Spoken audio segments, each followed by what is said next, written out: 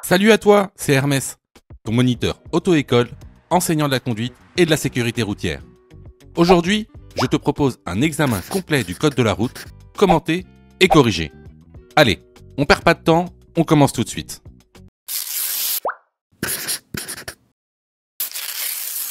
Question numéro 1. Le véhicule noir tourne à gauche, mais il semble mal engagé. Je m'arrête avant la ligne de stop. Oui, réponse A. Non, réponse B.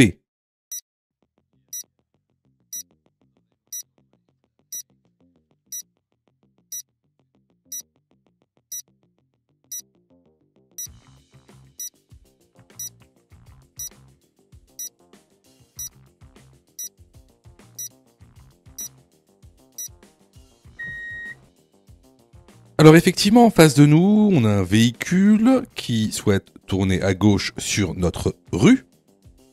Et il semble qu'il va empiéter sur notre voie. Alors, vous le savez pas encore, parce que vous passez pas encore la conduite. Mais lorsque vous passerez la conduite, votre moniteur vous dira toujours que pour tourner à une intersection, il faut faire un angle droit. Comme ceci.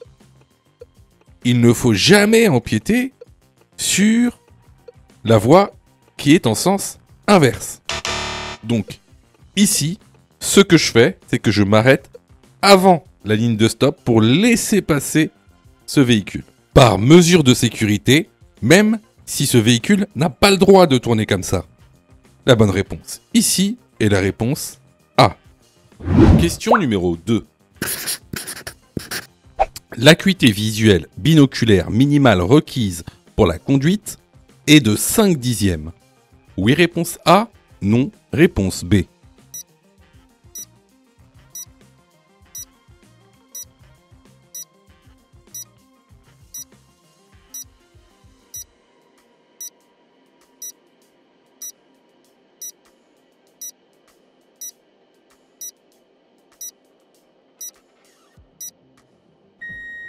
Alors, tout d'abord, c'est quoi l'acuité visuelle? Donc, l'acuité visuelle, c'est la capacité à voir un objet à une certaine distance. Tu sais, c'est le test que tu passes chez l'ophtalmologue, où il te demande de lire des lettres de plus en plus petites. Donc, après ce test, il te donne ta note, c'est-à-dire ton acuité visuelle. L'acuité visuelle minimale requise est de 5 dixièmes pour les deux yeux. Qu'est-ce que ça veut dire? Ça veut dire que si dans un œil tu as 2 dixièmes et sur l'autre tu as 8 dixièmes, alors tu as 5 dixièmes d'acuité visuelle. Et tu es apte à conduire. Sache que cette acuité visuelle, elle est calculée en prenant en compte le fait que tu as une correction ou non. Donc, elle est comptée avec le fait que tu portes des lunettes ou non. Alors, il y a une petite exception. C'est l'exception qui confirme la règle. Il y a une petite exception. Qu'est-ce qui se passe quand je perds un œil? Ça peut arriver, perdre un œil. Alors, si tu perds un œil, tu pourras avoir une dérogation au cas par cas si l'autre œil a au moins 5 dixièmes d'acuité visuelle. Par contre, si tu perds un œil et que l'autre œil, l'œil restant, a une acuité visuelle inférieure à 5 dixièmes, alors c'est ce qu'on appelle une incompatibilité. Tu ne pourras plus jamais conduire. Donc ici, la bonne réponse est la réponse A. Question numéro 3. Je suis en agglomération. Pour dépasser ce vélo, je laisse un écart de A, 1,50 m, B, 1 m.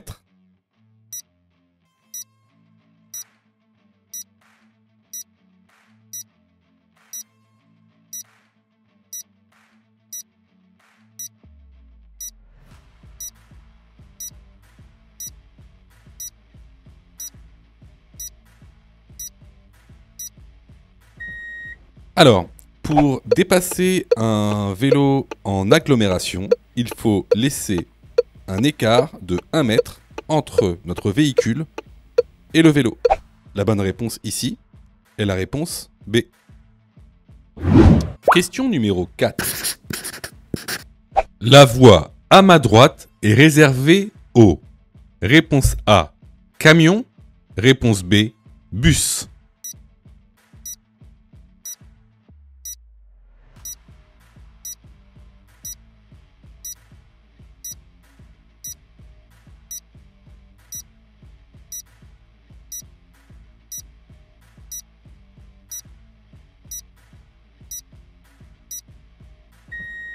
Alors, tu peux remarquer que la voie de droite est délimitée par des lignes discontinues épaisses. Donc, ces lignes discontinues épaisses viennent matérialiser la présence d'une voie qui est réservée.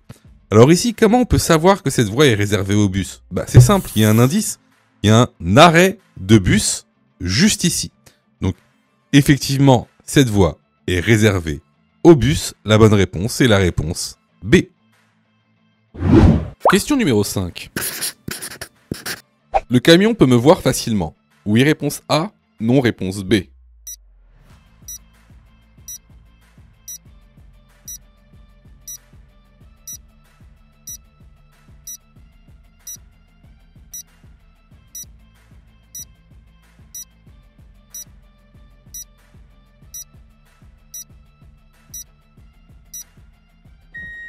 Alors ici, vous êtes typiquement dans l'angle mort du camion. Donc il est très peu probable qu'il puisse vous voir.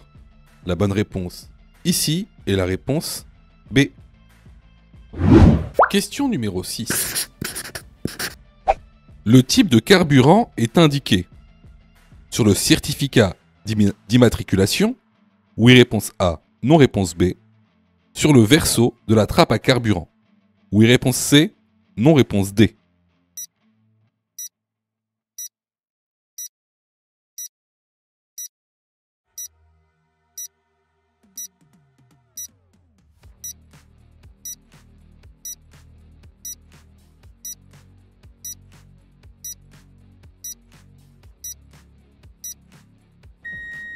Alors effectivement, tu pourras voir quel type de carburant tu peux mettre dans ton véhicule. Déjà sur le certificat d'immatriculation, sur le champ qu'on appelle le champ P3. Donc en général, tous les véhicules essence vont commencer par un E, gasoil par un G, électrique également par un E. Voilà. Ensuite, tu pourras aussi vérifier le type de carburant sur le verso de la trappe à carburant. Ça, c'est super pratique. Comme ça te permet de ne pas tromper quand tu mets ton carburant dans ton véhicule. Donc les bonnes réponses ici sont les réponses A et C. Question numéro 7. Je suis bien placé pour prendre l'autoroute. Oui, réponse A. Non, réponse B.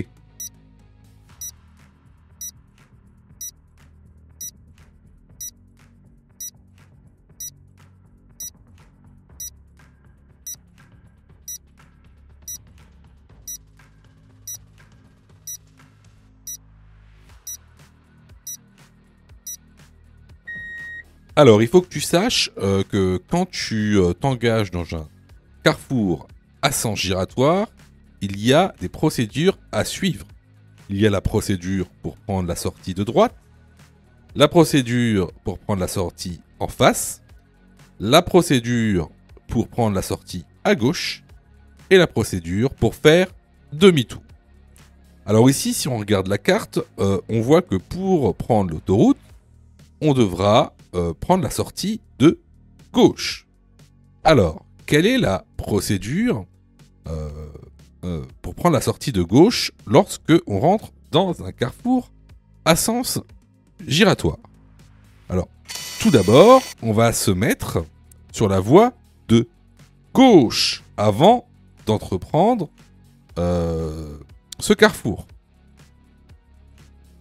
Ensuite, ce qu'on va faire, c'est qu'on va devoir laisser le passage aux véhicules qui viennent de gauche, car c'est un carrefour à sens giratoire. Lorsqu'on est dans le carrefour, on prend la voie toujours de gauche dans le carrefour à sens giratoire. Et lorsqu'on arrive à cet endroit, on va devoir tout d'abord faire un contrôle du rétro droit puis de l'angle mort droit. Ensuite, on va mettre nos clignotants à droite pour se décaler sur la voie de droite. Et arrivé à la sortie, on fait tout d'abord un contrôle gauche, angle mort gauche, puis contrôle droit, angle mort droit, au cas où si il y a un vélo. On met le clignotant à droite et on s'insère dans la sortie. Donc, pour répondre à la question, est-ce que je suis bien placé pour prendre l'autoroute? Bah oui, je suis bien placé, parce que je suis sur la voie de gauche, et la sortie pour prendre l'autoroute est celle de gauche. La bonne réponse, ici, est la réponse A. Question numéro 8. En tant que conducteur, je perçois tout ce qu'il se passe autour du véhicule. Oui, réponse A, non, réponse B.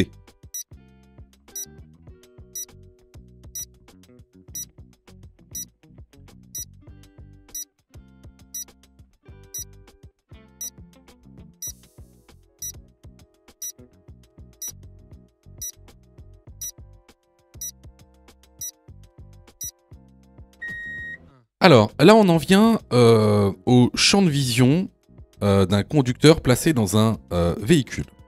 Alors, déjà, tu dois savoir que le champ de vision binoculaire d'un être humain est de 120 degrés. Hein, contrairement à ce qu'on pense, il n'est pas de 180 degrés, mais il est bien de 120 degrés. À l'arrêt, lorsqu'il regarde tout droit. Hein, parce qu'effectivement, le champ de vision se rétrécit avec la vitesse. Mais à l'arrêt, il est de 120 degrés. Alors, là, ce que tu vois donc en vert, c'est le champ de vision avant. Alors, c'est pas totalement ça, parce que vous voyez, il y a des traverses dans l'habitacle, à gauche et à droite, qui vont obstruer le champ de vision avant. Voilà, donc ça va constituer des angles morts, on va dire avant, gauche et droite. Alors, à l'arrière, derrière les 120 degrés, normalement, il ne voit rien. Cependant, on a des éléments qui vont nous permettre, en fait, d'agrandir notre champ de vision de manière, on va dire, artificielle, grâce au rétroviseur, c'est-à-dire grâce au miroir. Alors, on va tout d'abord avoir le rétroviseur intérieur, qui va, lui, augmenter notre champ de vision arrière de cette manière. Ensuite, on va avoir le rétro gauche et le rétro droit. Alors, par contre, on va avoir, si vous regardez bien, il reste des angles morts, à gauche et à droite. Donc là, que j'ai mis en rouge. Donc, on voit bien que dans un véhicule, un conducteur ne peut pas tout percevoir de ce qui se passe autour de son véhicule. Donc, la bonne réponse ici va être la réponse B. Question numéro 9. Dans un tunnel, la distance de sécurité est de réponse A, 2 diodes bleues, réponse B, 3 diodes bleues, réponse C, 4 diodes bleues.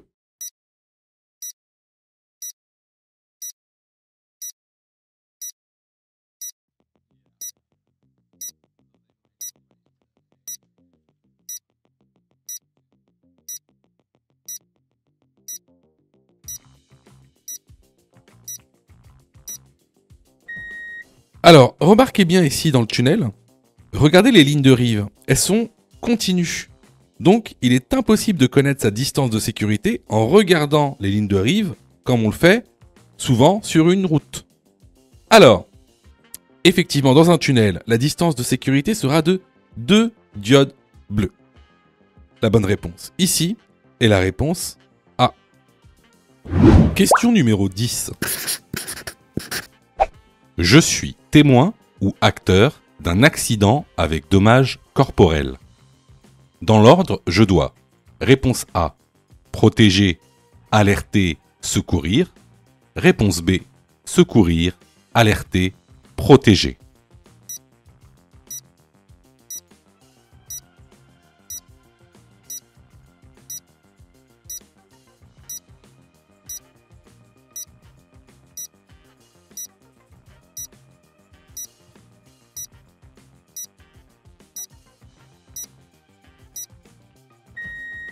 Alors ça, c'est une question récurrente lors de l'examen du code de la route. Sûrement que vous allez tomber dessus lorsque vous allez passer votre examen. Lorsque vous êtes témoin ou acteur d'un accident avec dommages corporels, vous devez tout d'abord protéger, ensuite alerter et en dernier lieu secourir. C'est ce qu'on appelle le pas. C'est un moyen mnémotechnique pour s'en souvenir. Donc ici, la bonne réponse est la réponse A. Je vois que tu es super motivé pour avoir ton code. Alors, soutiens la chaîne en t'abonnant et surtout en activant les notifications afin d'être prévenu des dernières vidéos mises en ligne. Question numéro 11. Dans cette situation, je risque une amende de 135 €. Oui, réponse A. Non, réponse B. Un retrait de points. Oui, réponse C. Non, réponse D.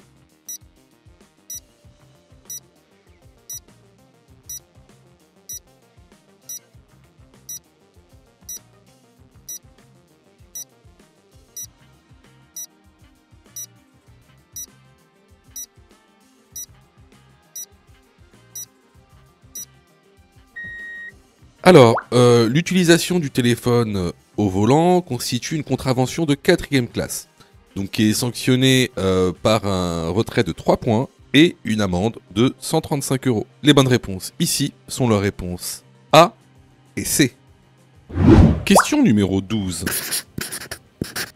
Le véhicule devant moi roule lentement. Je le dépasse immédiatement. Oui, réponse A. Non, réponse B.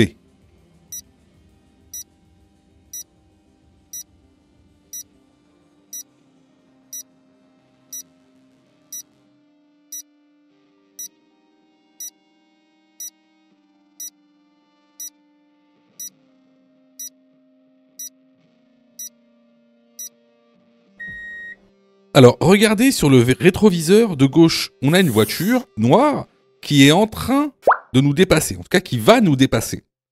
Donc, ici, ce que je fais, c'est que j'attends que ce véhicule me dépasse pour ensuite dépasser le véhicule rouge qui est devant moi. Donc, ici, je ne le dépasse pas immédiatement. La bonne réponse est la réponse B. Question numéro 13. La fatigue est responsable de 1/3 des accidents sur autoroute. Oui, réponse A. Non, réponse B.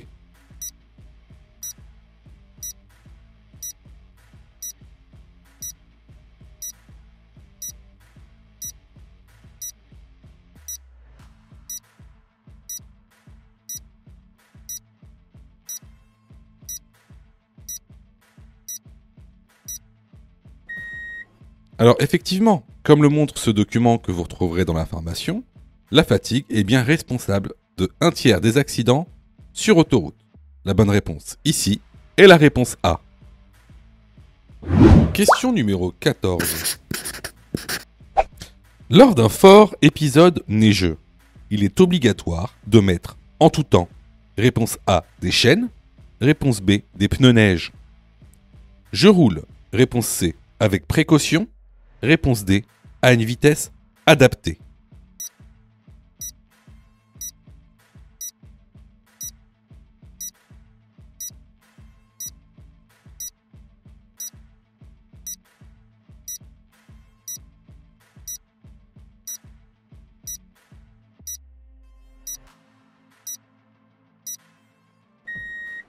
Alors ça, c'est une question qu'on a vue à plusieurs reprises dans l'information et aussi dans les vidéos YouTube.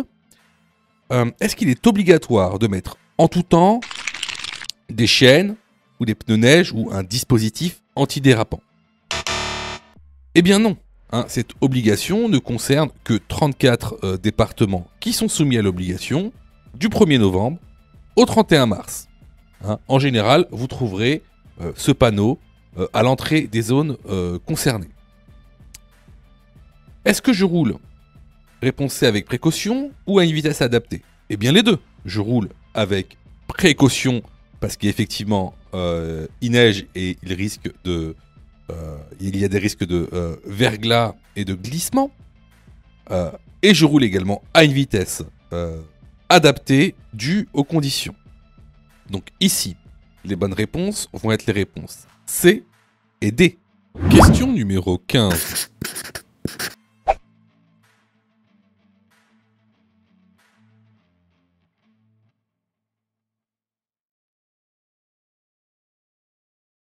Question numéro 12. Je me prépare à m'arrêter. Oui, réponse A. Non, réponse B. Je klaxonne.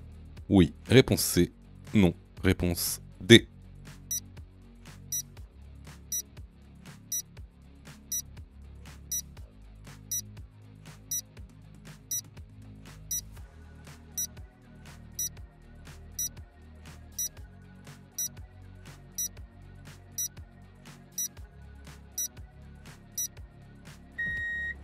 Alors, ici, on voit que on a un piéton, en l'occurrence une piétonne, qui va vers le passage piéton.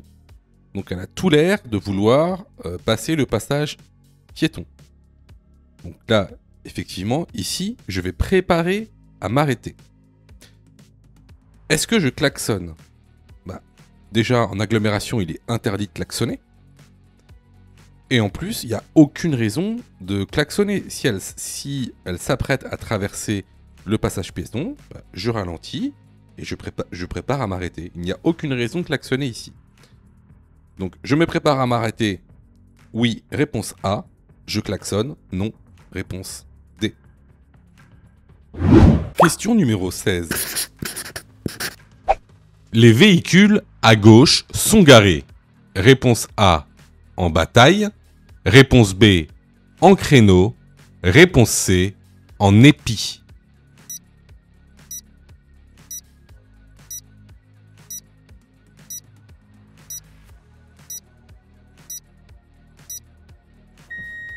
Alors, vous avez 3 manières de vous stationner.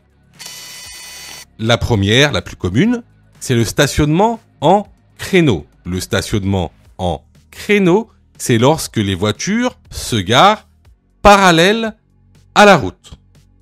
Ensuite, vous avez le stationnement en bataille. Le stationnement en bataille, c'est lorsque les véhicules se stationnent perpendiculairement à la route. Et enfin, vous avez le stationnement en épi, c'est lorsque les véhicules se stationnent en biais par rapport à la route. Dans cette situation, comme vous le voyez, à gauche, les voitures sont stationnées perpendiculairement à la route. On est donc dans un stationnement en bataille sur les véhicules qui sont garés à gauche. La bonne réponse ici est la réponse A. Sais-tu que Mon Code de la route est aussi une plateforme pédagogique qui te permet de passer ton examen du code à partir de seulement 9,90 €. Et on a même conçu, spécialement pour toi, un programme qui te permet d'obtenir ton code en un temps record. C'est le programme Mon Code en 10 jours. Avec un calendrier de révision personnalisé, un contenu pédagogique par thème conforme à la nouvelle réforme, des nombreux tests d'examen blanc issus de l'examen officiel, accessible sur smartphone, tablette et PC durant 1 an et en accès illimité. Et surtout, cette formation est 100% remboursée en cas d'échec à l'examen. Alors, si tu souhaites obtenir ton code du premier coup sans te ruiner et sans risque, rejoins notre programme en cliquant sur le lien en description de la vidéo. Pour ça, tu as juste à cliquer sur le lien en description et à choisir ta formule. Question numéro 17. Je circule sur une route A. Nationale. B. Départementale. C. Métropolitaine.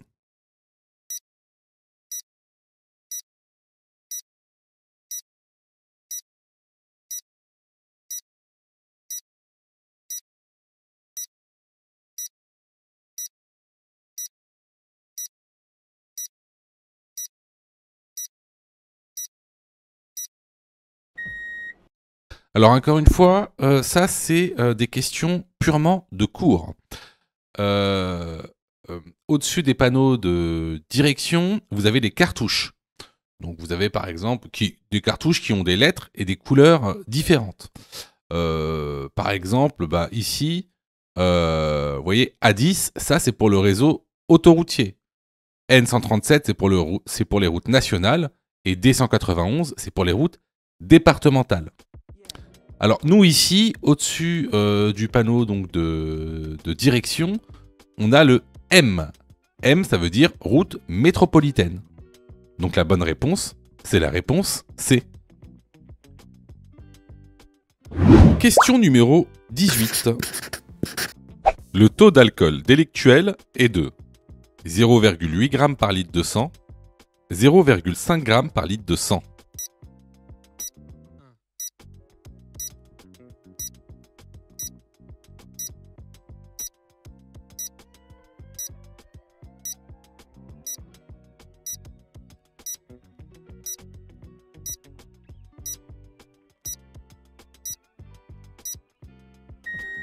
Comme le montre le document que vous retrouverez dans la plateforme pédagogique, le taux d'alcool délictuel, que vous soyez en probatoire ou non, est de 0,8 g par litre de sang. Donc, le taux délictuel est le même pour tous. C'est le taux contraventionnel qui change. Donc, si vous ne savez pas ce que c'est qu'une contravention et un délit, vous ne savez pas la différence, je vous conseille vraiment d'aller dans l'information. Parce que ces questions sont récurrentes lors de l'examen du code de la route. La bonne réponse ici est la réponse A. Question numéro 19. Rouler avec une voiture hybride permet de diminuer les émissions polluantes. Oui, réponse A. Non, réponse B. Participe à l'éco-conduite. Oui, réponse C. Non, réponse D.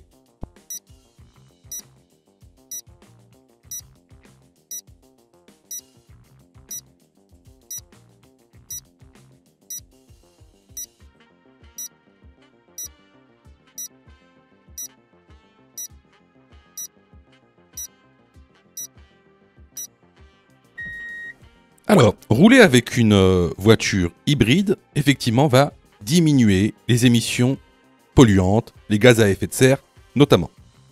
Est-ce que ça participe à l'éco-conduite? Eh bien, non. Regardez, ici, je vous ai mis le document que vous retrouverez donc dans l'information. C'est quoi l'éco-conduite? L'éco-conduite, c'est la mise en pratique de pratiques qui permettent justement de diminuer l'impact environnemental de la conduite. Ça va être par exemple, alléger le véhicule, préparer l'itinéraire, vérifier la pression, rouler moins vite, limiter la climatisation, etc. Donc ici, les bonnes réponses vont être les réponses A et D. Question numéro 20. La fatigue est responsable. Réponse A, de 23% des accidents de la route. Réponse B, de 33% des accidents de la route. Après les premiers signes de somnolence, le risque d'accident est multiplié. Réponse C, par 3 ou 4. Réponse D, par 5 ou 6.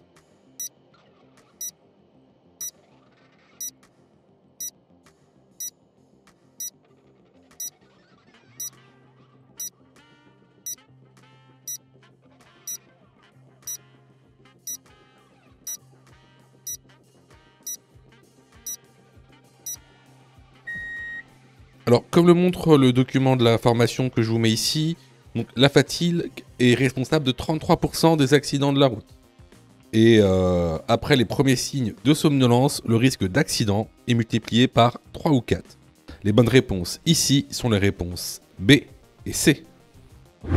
Question numéro 21. Ce panneau indique un passage à niveau. Réponse A, sans barrière ni demi-barrière. Réponse B, avec barrière.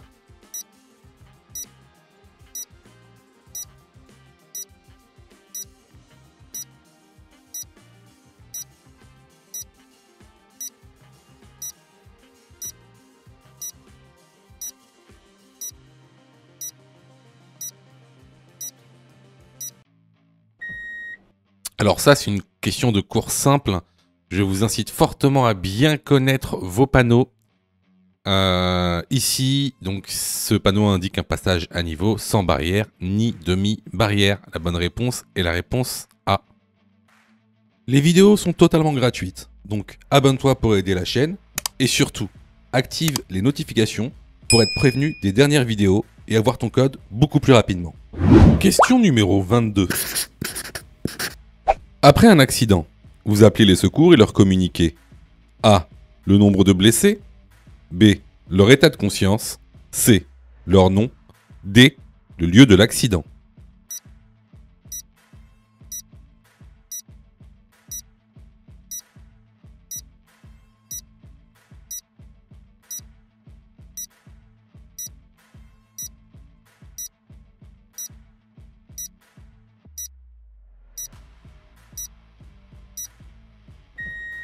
Au téléphone avec les secours, il faudra donner ces informations.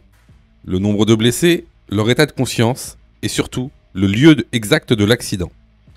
Leur nom est totalement inutile. Les bonnes réponses sont les réponses A, B et D. Question numéro 23.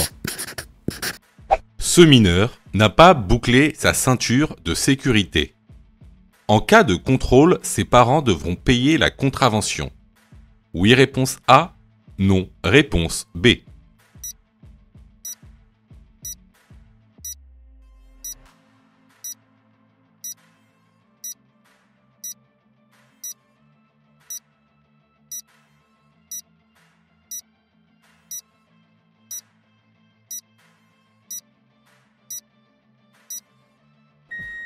Alors, ici on a affaire donc ici à un passager qui n'a pas sa ceinture. Alors concernant la réglementation concernant le port de la ceinture de sécurité, vous avez deux cas. Le cas où le passager est mineur et le cas où le passager est majeur. Dans le cas où le passager est mineur, c'est le conducteur qui devra payer l'amende. Dans le cas où le passager est majeur, c'est le passager qui devra payer son amende. Donc, la bonne réponse ici est la réponse B. Alors, clairement, ici, c'était une question basique, une notion de cours basique. Donc, si tu as eu faux à cette question, je t'encourage vivement à aller te former sur notre plateforme de formation ou ailleurs. Alors, surtout, ne te dis pas « Ah ben, c'est pas grave, les examens blancs vont justement m'aider à apprendre le code. » Faux. Les examens blancs ne servent pas à apprendre le code. Les examens blancs servent à tester si tu as, oui ou non, assimilé le contenu pédagogique. Alors, quelle est la meilleure méthodologie pour passer le code? C'est-à-dire, quelle est la meilleure méthodologie pédagogique? Alors, tout d'abord, il va falloir apprendre les cours par thème. Hein. Vous savez, il y a aujourd'hui 10 thèmes avec la nouvelle réforme.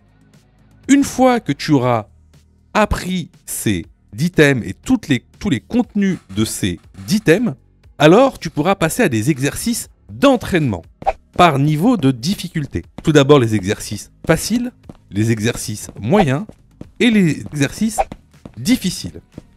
Une fois ce travail effectué, là, tu pourras t'exercer à faire des examens blancs. Surtout, ne pense pas que les examens blancs vont t'aider à apprendre. Ce n'est pas vrai. Et d'ailleurs, c'est pour ça que beaucoup de gens ratent leur code de la route. N'oubliez pas que le taux de réussite au code de la route est d'environ 60%. C'est-à-dire qu'il y a quasiment 40% des personnes qui échouent au code de la route, justement parce qu'ils n'ont pas la bonne méthodologie pédagogique. Donc ici, si tu t'es trompé à cette question, je t'encourage vivement à venir sur notre plateforme pédagogique et à participer à la formation. Pour ça, tu as juste à cliquer sur le lien en description et à choisir ta formule. Question numéro 24. Ce véhicule sort d'une propriété privée. Je suis donc prioritaire. Oui, réponse A. Non, réponse B.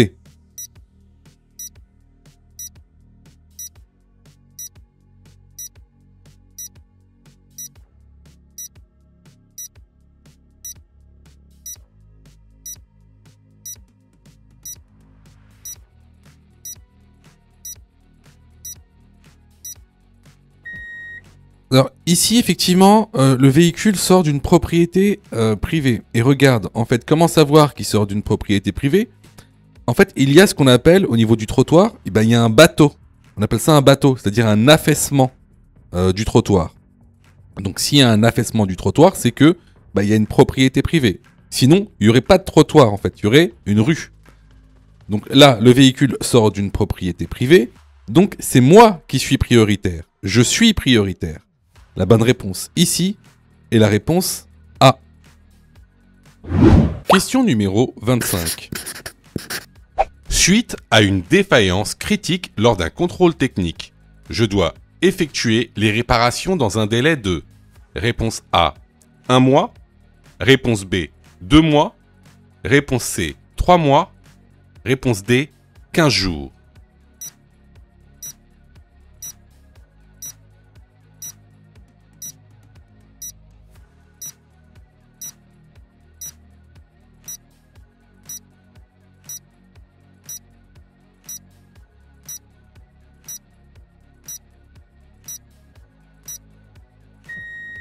Alors, afin que ça soit plus simple, regardez, ici je vous ai mis un procès-verbal de contrôle technique. C'est-à-dire que lorsque vous allez faire votre contrôle technique, le technicien, à la fin de son contrôle, il va vous remettre ce papier, qu'on appelle un procès-verbal.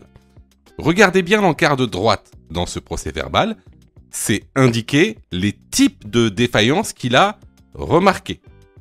Par exemple ici, vous voyez, il y a défaillance majeure, défaillance mineure. Et il y a aussi ce qu'on appelle les défaillances critiques. Alors, qu'est-ce qui se passe si votre véhicule a des défaillances critiques? Si votre véhicule a des défaillances critiques, alors votre véhicule déjà il sera immobilisé le même jour à partir de minuit.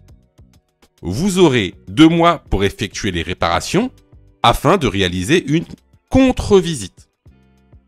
Donc, ici, pour répondre à la question, la bonne réponse est la réponse B. Vous avez 2 mois pour effectuer les réparations. Question numéro 26. Les piétons sont prioritaires sur le tramway. Oui, réponse A. Non, réponse B.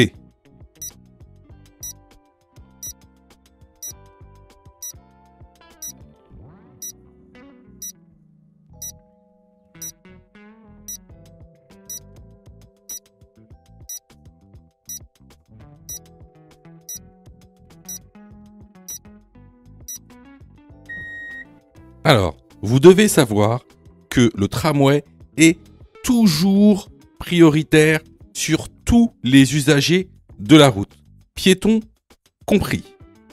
C'est normal, la distance d'arrêt d'un tramway est très grande. Donc ici, la bonne réponse est la réponse B. Question numéro 27. Je circule dans une rue à sens unique. Oui, réponse A. Non, réponse B.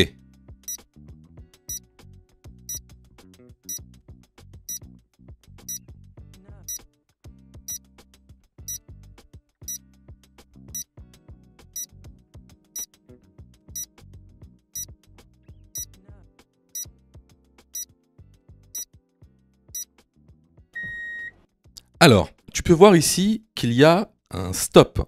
Donc ce stop, il sera toujours accompagné par un marquage au sol, donc une ligne blanche. Si tu regardes bien, le marquage au sol va du trottoir de gauche jusqu'au trottoir de droite. Ce qui signifie bien que tu es dans une rue à sens unique. La bonne réponse, c'est la réponse A. Si tu aimes le contenu, alors prends quelques secondes pour liker la vidéo. C'est très important. Cela nous permet d'être mieux référencés et donc de te présenter encore plus de vidéos pour que tu puisses obtenir ton code le plus rapidement possible. Question numéro 28. Dans cette situation, réponse A, je m'arrête obligatoirement. Réponse B, je cède le passage.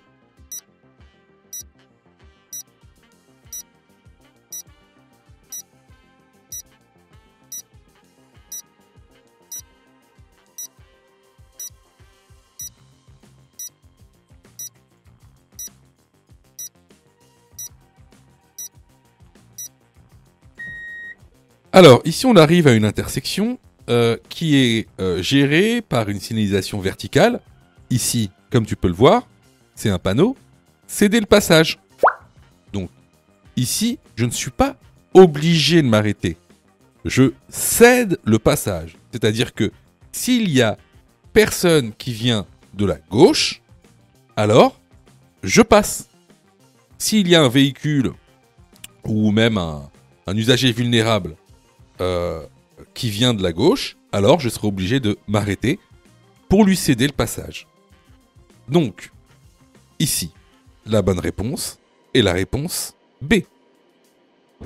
Question numéro 29. Au prochain carrefour, je peux aller A. À droite, B. Tout droit, C. À gauche.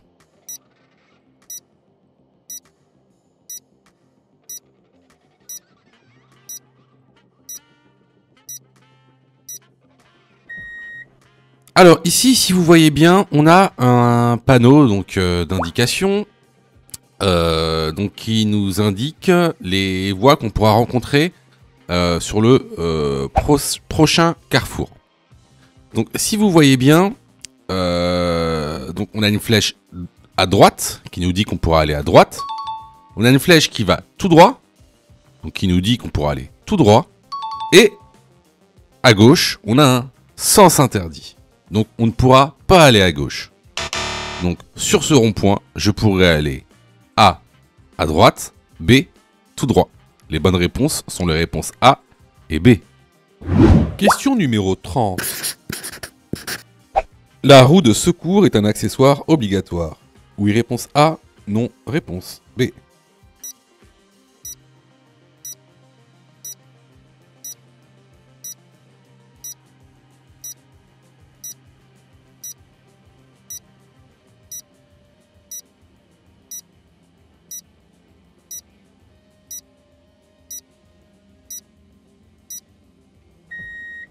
Alors, la roue de secours et ses autres accessoires, comme par exemple le cric, ne sont pas des accessoires obligatoires.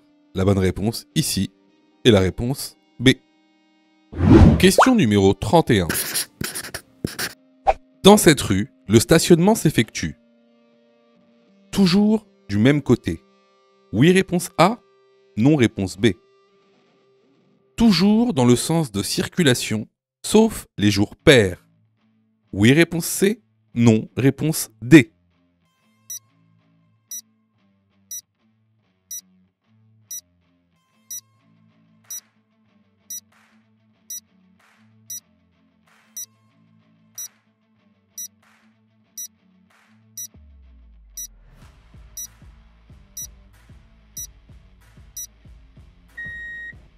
Alors, ce panneau t'indique qu'il est interdit de stationner du côté où le panneau est implanté du 16 au 31 du mois. Par contre, que l'on soit un jour pair ou impair, le stationnement s'effectue toujours dans le sens de circulation.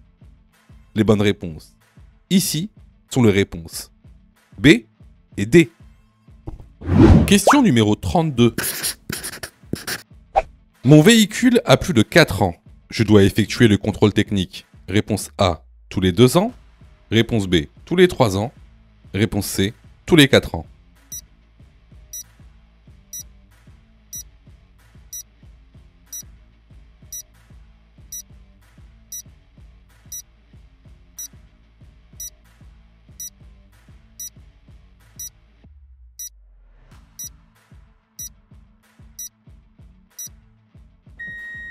Alors là, tu vois, encore une fois, c'est une question de cours. Donc, si tu as faux à cette question, je t'encourage fortement, mais fortement, à te former.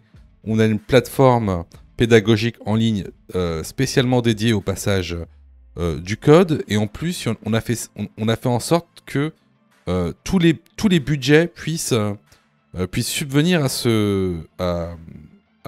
cette formation. Donc, on a des formations qui commencent à 9,90 €. Donc c'est vraiment rien du tout. Donc je te conseille de te former, surtout si tu t'étais trompé à cette question, parce que c'est une question de cours basique. Voilà. Donc ici, le véhicule a plus de 4 ans, donc le contrôle technique, c'est tous les 2 ans. La bonne réponse est la réponse A. Question numéro 33. Durant ma période probatoire, le taux d'alcoolémie maximale autorisé est de réponse A, 0,2 g par litre de sang. Réponse B, 0,25 mg par litre d'air expiré. Réponse C, 0,5 g par litre de sang. Réponse D, 0,1 mg par litre d'air expiré.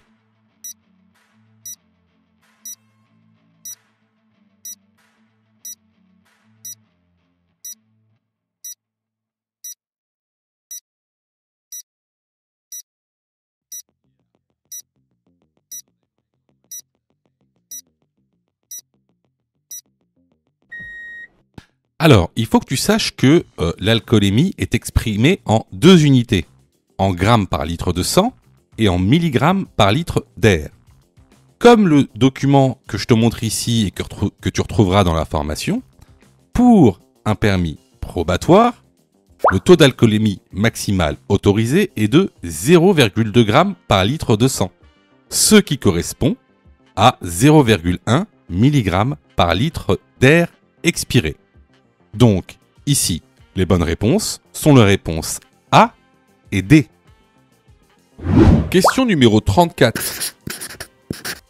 Hors agglomération, je souhaite dépasser ce cycliste. Je dois laisser un intervalle de sécurité de réponse A, 0,5 m. Réponse B, 1,5 m. Réponse C, 2 mètres.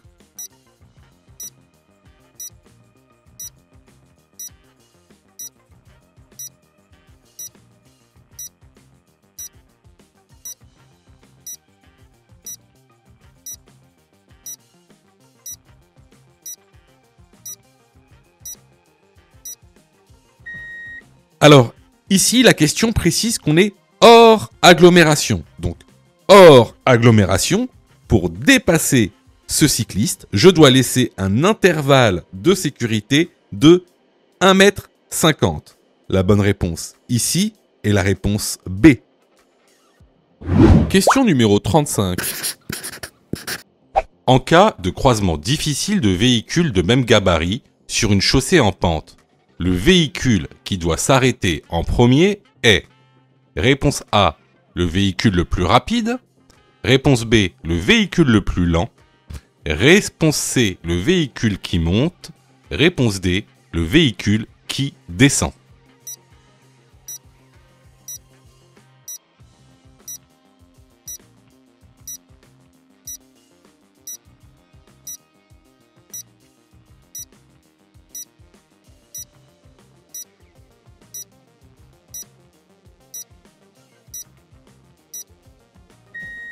Alors, ici, on va aborder la notion de croisement difficile.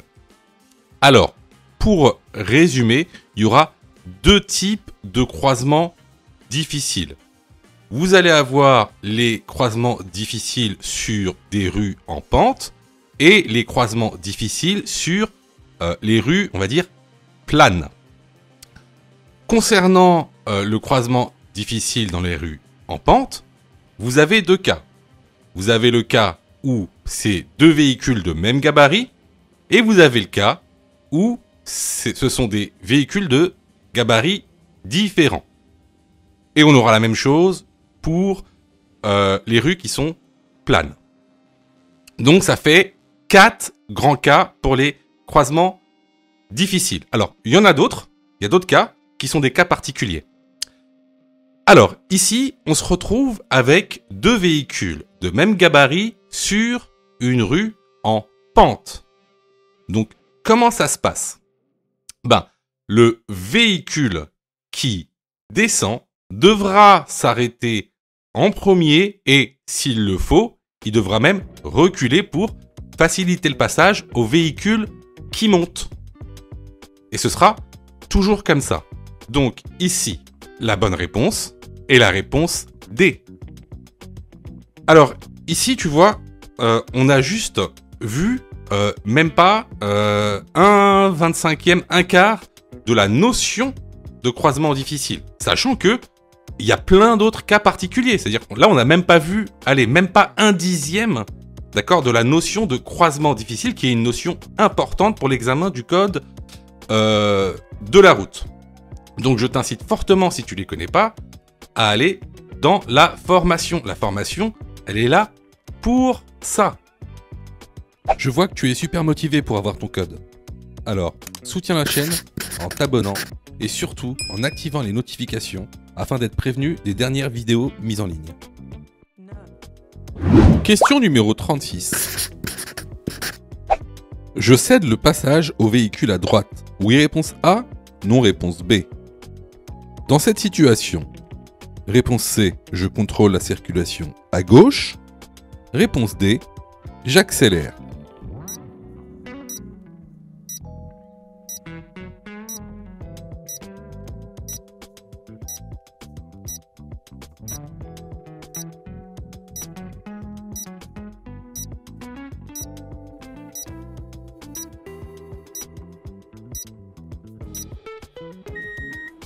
Alors, déjà première question, je cède le passage au véhicule à droite. Non, le céder le passage qu'on voit au loin concerne le véhicule de droite. Donc c'est le véhicule de droite qui devra nous céder le passage.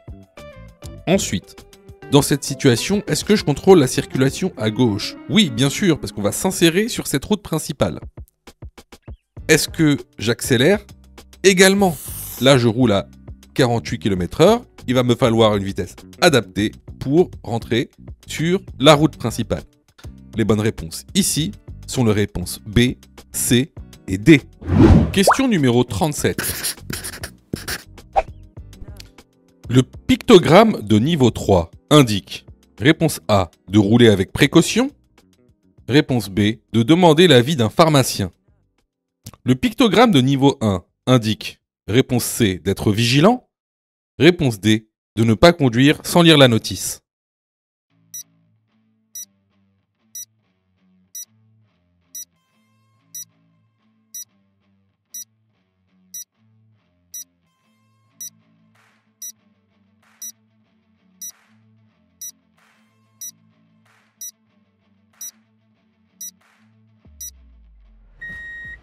Alors là, encore une fois, une question de cours. C'est soit vous savez, soit vous savez pas. Alors, donc vous savez que ces pictogrammes sont les pictogrammes qu'il y a sur les médicaments. Donc le pictogramme de niveau 3 vous informe que pour reprendre la conduite, il faut demander l'avis d'un médecin et non pas d'un pharmacien. Concernant le pictogramme de niveau 1, il vous indique de ne pas conduire sans avoir lu la notice. Donc ici, la bonne réponse est la réponse D. Question numéro 38. Dans ces conditions, la vitesse maximale autorisée est de A. 50 km/h, B. 80 km/h, C. 90 km/h, D. 110 km/h.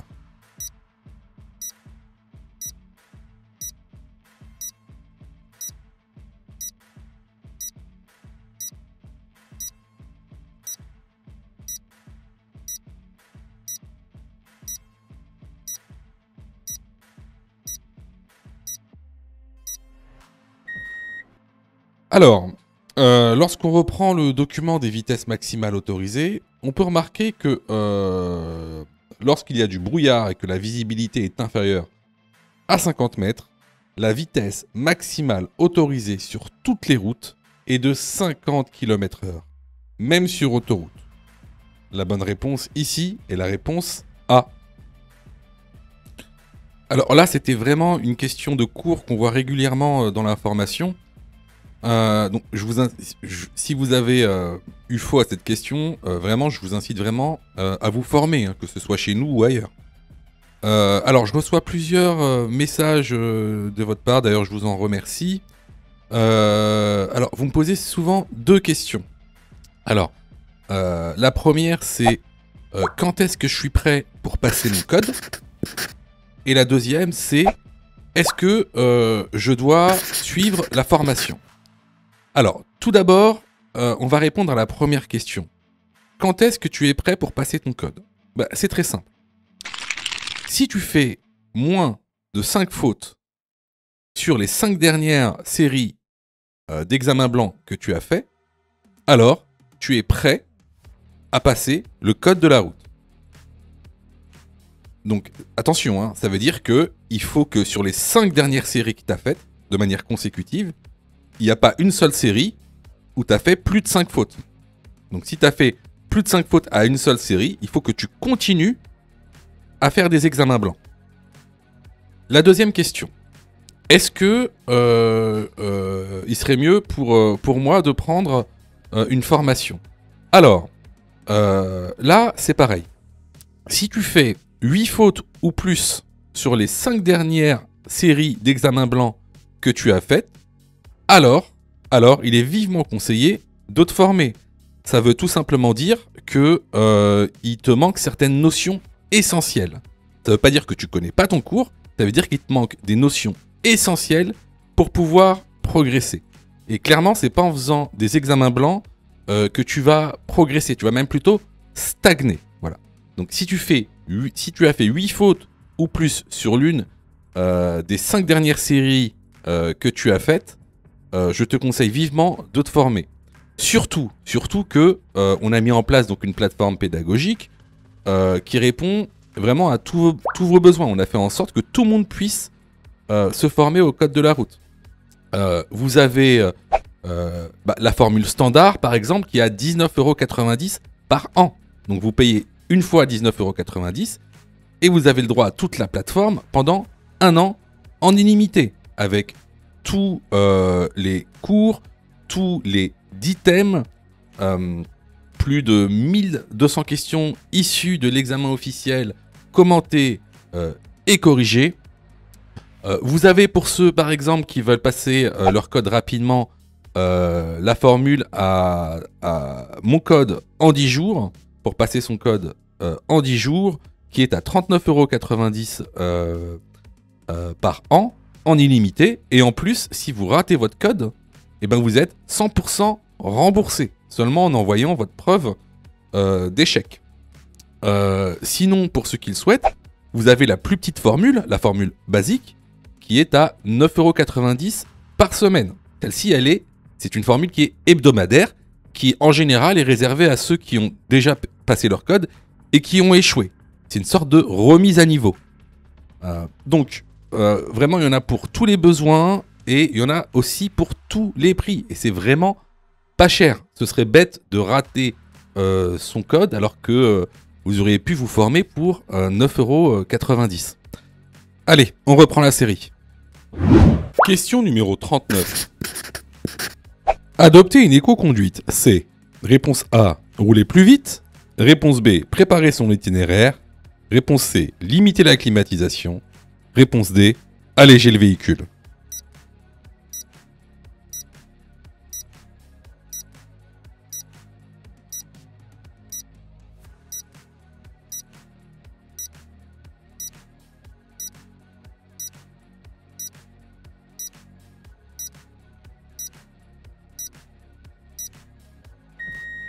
Alors encore une fois, c'est vraiment une question de cours basique qu'on a vu plusieurs fois et dans les vidéos YouTube, surtout dans la formation. L'éco-conduite, c'est une question récurrente. Hein. Vous avez en général 2 à 3 questions sur l'éco-conduite dans les tests officiels, comme celui-ci. Donc je vous incite fortement à vous former, même autre part. Mais formez-vous, on a mis en place la plateforme en ligne, allez-y. Il y en a pour tous les budgets. Vous pouvez vous former à partir de 9,90 €. Donc c'est vraiment... tout le monde peut se former. Donc ici, je vous montre donc, un des documents qu'il y a dans la formation sur qu'est-ce que c'est que l'éco-conduite. En tout cas, quels sont les dispositifs à mettre en place pour avoir une éco-conduite. Donc il y en a 10. Hein, il y a 10 dispositifs à mettre en place. Notamment donc préparer son itinéraire, limiter la climatisation, alléger le véhicule. Par contre, rouler plus vite, non. Ça, c'est le contraire d'une éco-conduite. Donc ici, les bonnes réponses sont les réponses B, C et D. Question numéro 40. Pendant le temps de réaction, réponse A, je perçois, analyse, décide, agis. Réponse B, j'agis, analyse, décide, perçois. Réponse C, je décide, perçois, analyse, agis.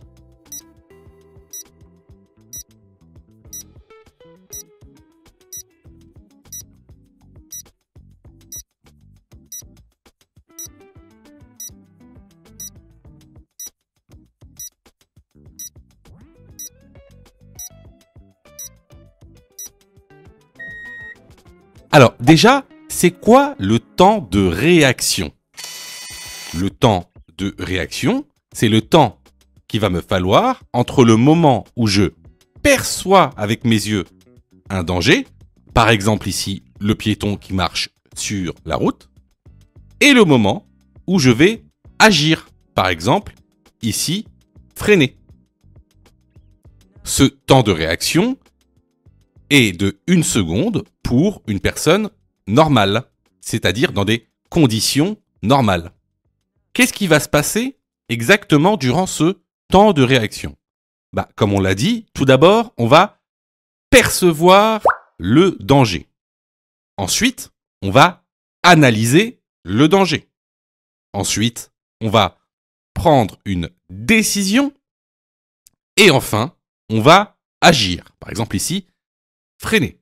C'est ce qu'on appelle le PADA. P-A-D-A. C'est un moyen mnémotechnique pour s'en souvenir. De plus, bon à savoir, durant ce temps de réaction, on va parcourir une certaine distance, qu'on appelle la distance parcourue pendant le temps de réaction. Donc, ici, pour répondre à la question, pendant le temps de réaction, je perçois, analyse, décide, agis. La bonne réponse est la réponse A. Si tu as fait 8 fautes ou plus, ne panique pas. Rejoins-nous sur notre plateforme pédagogique en ligne en cliquant sur le lien en description de la vidéo. Tu pourras alors choisir la formule qui te convient. N'oublie pas de liker la vidéo et de t'abonner pour recevoir toutes les dernières notifications. Tu peux aussi continuer à t'entraîner en cliquant sur l'une des vidéos qui s'affichent.